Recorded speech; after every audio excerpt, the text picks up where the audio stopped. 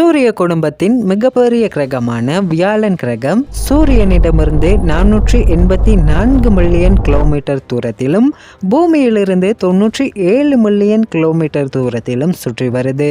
வியாழன் கிரகத்தில் ஒரு நாள் என்பது வெறும் 9 மணி நேரமும் 50 நிமிடங்களும் ஆகும்.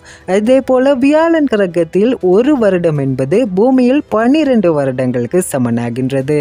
வியாழனின் ஈர்ப்பு விசை மற்றும் காந்தபுல சக்தியால சூரிய குடும்பத்தின் பாதி எடையினை வியாழன் கிரகம் தான் சுமக்கின்றதாம்.